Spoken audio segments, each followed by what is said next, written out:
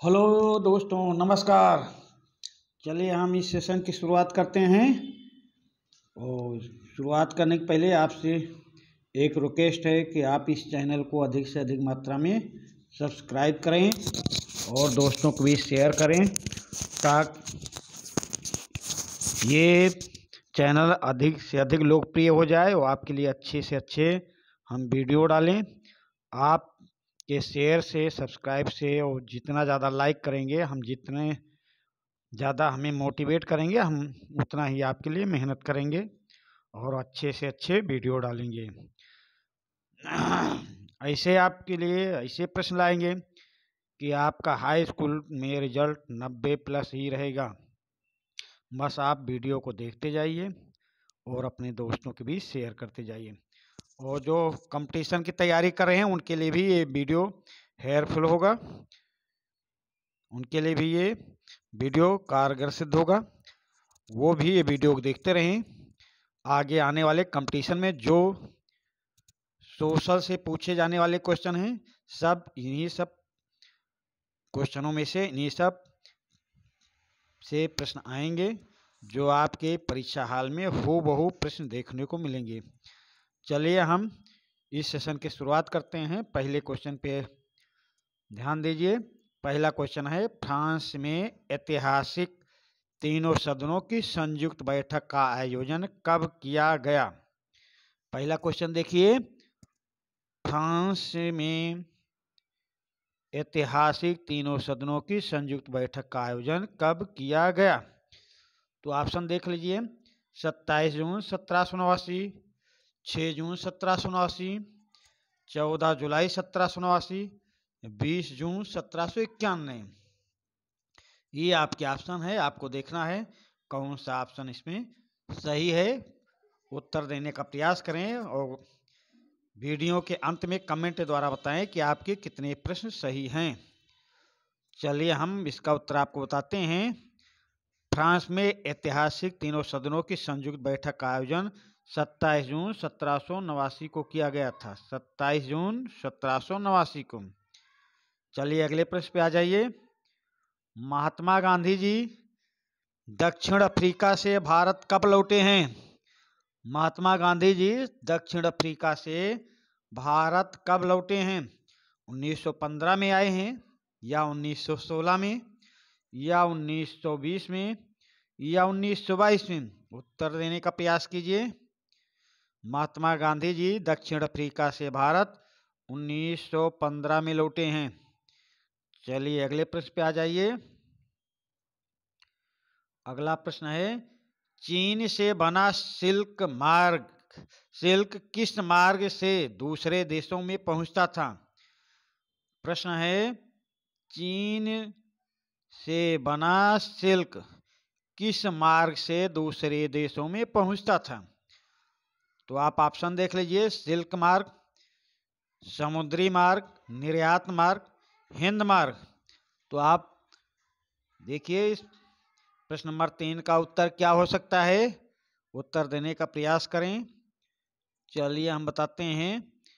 ये इसका option number A सही से है, सिल्क मार्ग से।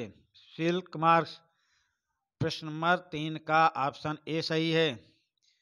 अगले प्रश्न पे आ जाइए। शहरों में गिल्ड्स का कार्य था। भाई शहरों में गिल्ड्स का क्या कार्य था? आप ये बताने का प्रयास करें, शहरों में गिल्ड्स का क्या कार्य था? उत्तर देने का प्रयास कीजिए। शहरों में गिल्ड्स का क्या कार्य था? तो आप उत्तर दीजिए। उत्पादकों पर नियंत्रण करना था। हाँ भाई ये सही है। वस्तुओं का मूल्य निर्धारण करना, ये भी सही है। कारीगरों को प्रशिक्षण देना, ये भी सही है। तो इसमें तीनों ऑप्शन सही हैं, तो आपका ऑप्शन डी सही होगा। ये सभी प्रश्न नंबर 4 का ऑप्शन डी सही है। अगले प्रश्न पे आ जाइए। मुद्रण की सबसे पहली तकनीकी किस देश में विकसित हुई? मुद्रण की सबसे पहली तकनीकी किस देश में विकसित हुई? तो आप देखेंगे इसमें क्या चीन में या कोरिया में या जापान में या भारत में? तो आप देखिएगा, सबसे पहले कागज का भी आविष्कार चीन में ही हुआ। तो आप आसानी से उत्तर का पता लगा सकते हैं कि मुद्रण की सबसे पहली तकनीकी किस देश में विकसित हुई? चीन में विकसित हुई है। चलिए भाई अगले प्रश्न पे आ जाइए। अगला प्रश्न है, प्राकृतिक संसाधनों की प्रमुख विशेषता है कि ये क्या मानवकृत होते हैं या निष्क्रिय होते हैं या व्यक्तिगत होते हैं? नहीं भाई, ये निःशुल्क प्राप्त होते हैं, ये निःशुल्क प्राप्त होते हैं। ऑप्शन नंबर डी सही होगा। प्राकृतिक संसाधनों की प्रमुख विशेषता है कि यह निःशुल्क प्राप्त होते हैं। चलिए अगले प्रश्न पे आते हैं। इंडिया ग्रीन इंडिया मिशन प्रारंभ किया गया। ग्रीन इंडिया मिशन प्रारंभ किया गया, ये कब प्रारंभ किया गया है? आपको इसका उत्तर बताना है कि ग्रीन इंडिया मिशन कब प्रारंभ किया गया। तो ग्रीन इंडिया मिशन कब प्रारंभ किया गया? ये प्रारंभ किया गया था वर्ष 2014 में। ग्रीन इंडिया मिशन प्रारंभ किया गया था 2014 में। चलिए अगले प्रश्न पे आते हैं। टिहरी बांध परियोजना किस राज्य में है? बताना है आपको, टिहरी बांध परियोजना किस राज्य में है? कर्नाटक में है क्या, या उत्तर प्रदेश में, या उत्तराखंड में, या मध्य प्रदेश? उत्तर देने का प्रयास कीजिए। टिहरी बांध परियोजना किस राज्य में स्थित है? चलिए हम बताते हैं, टिहरी बांध परियोजना उत्तराखंड राज्य में स्थित है, उत्तराखंड राज्य में। चलिए अगले प्रश्न पे आते हैं। अगला प्रश्न है, तांबे का सर्वाधिक उत्पादन करने वाला राज्य कौन सा है? तांबे का उत्पादन करने वाला सबसे बड़ा राज्य कौन सा है? तो उत्तर देखिए, उत्तराखंड है क्या, या राजस्थान, या मध्य प्रदेश, या उत्तर प्रदेश?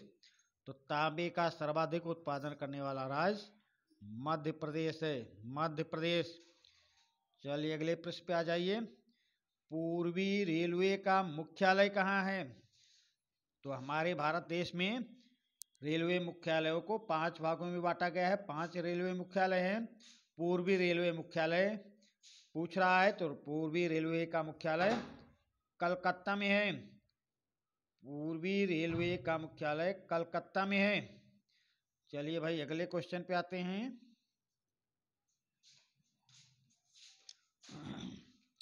1980 के दशक में श्रीलंका में कैसा राज्य बनाने की मांग रखी गई थी? ये आपको बताना है। 1980 के दशक में श्रीलंका में कैसा राज्य बनाने की मांग रखी गई है? तो ये राज्य स्वतंत्र तमिल इलम बनाने की मांग रखी गई थी, स्वतंत्र तमिल इलम। चलिए अगले प्रश्न पे आते हैं। चंडीगढ़ या लक्षद्वीप या राजधानी दिल्ली जैसे क्षेत्रों को क्या कहा जाता है? आपको बताना है। तो क्या इनको पर्वतीय प्रदेश कहते हैं, या स्वतंत्र देश, या केंद्र शासित प्रदेश, या प्रांतीय प्रदेश? उत्तर देने का प्रयास कीजिए। चंडीगढ़, लक्षद्वीप, राजधानी दिल्ली जैसे क्षेत्रों को क्या कहा जाता है? केंद्र शासित प्रदेश कहा जाता है भाई। भारत में इस समय 28 राज्य और 8 केंद्र शासित प्रदेश हैं। 28 राज्य हैं और 8 केंद्र शासित प्रदेश हैं। केंद्र शासित प्रदेश हैं, 8 केंद्र शासित प्रदेश हैं। चलिए अगले क्वेश्चन पे आते हैं। पीटर नॉर्मन किस देश से संबंधित हैं? पीटर नॉर्मन किस देश से संबंधित हैं? इनका संबंध अमेरिका से है क्या, या ब्रिटेन से, या बेल्जियम से, या ऑस्ट्रेलिया से? पीटर नॉर्मन किस देश से संबंधित हैं, ये आपको बताना है। तो चलिए हम इसका उत्तर आपको बताते हैं।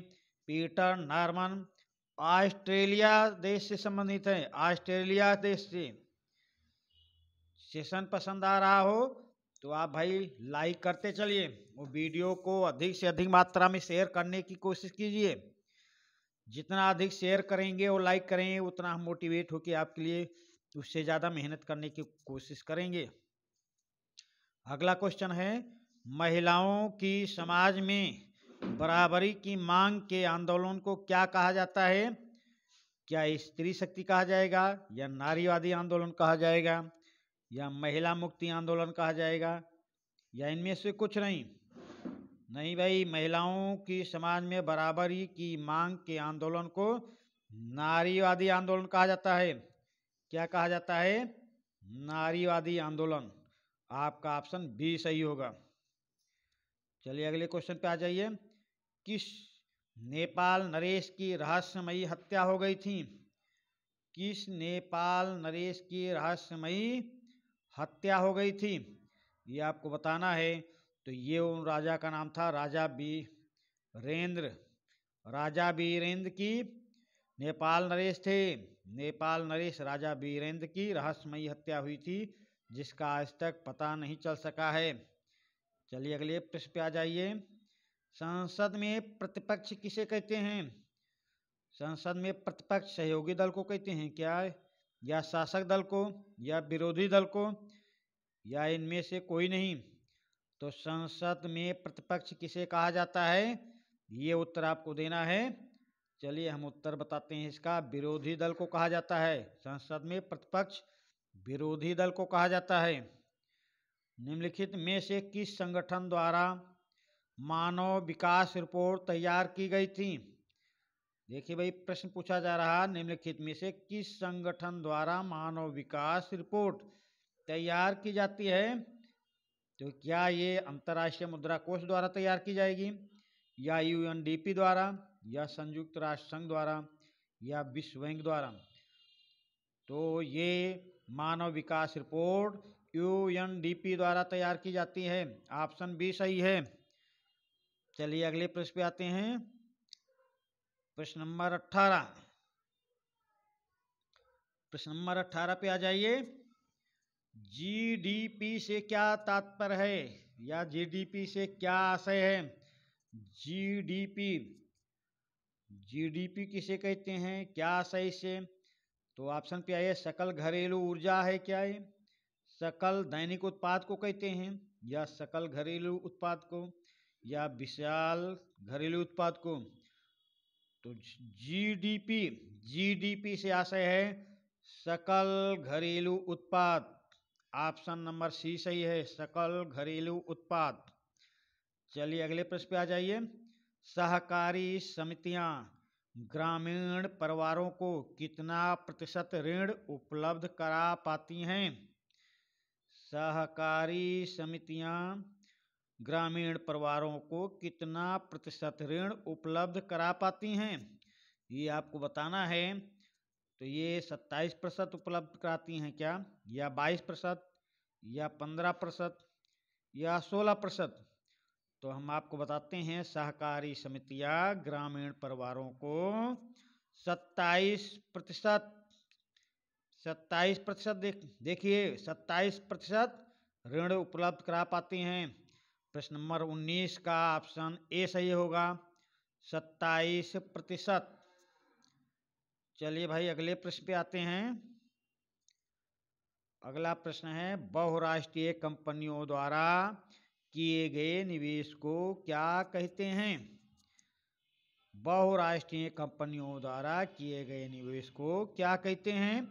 इसका उत्तर आपको देना है, और लास्ट में कमेंट करके बताना है कि 20 प्रश्न में आपके कितने सही हुए, और किस प्रश्न को आप जानना चाहते हैं, किस प्रश्न का उत्तर आपको चाहिए, या आपको क्या दिक्कत है।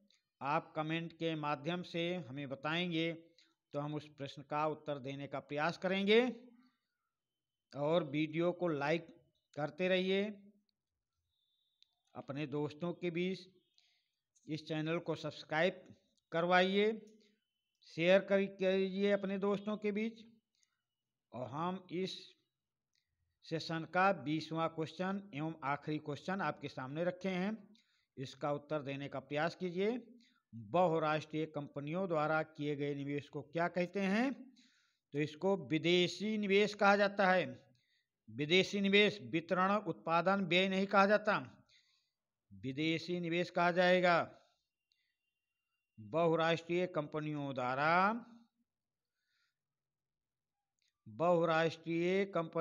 द्वारा किए गए निवेश को विदेशी निवेश कहा जाता है।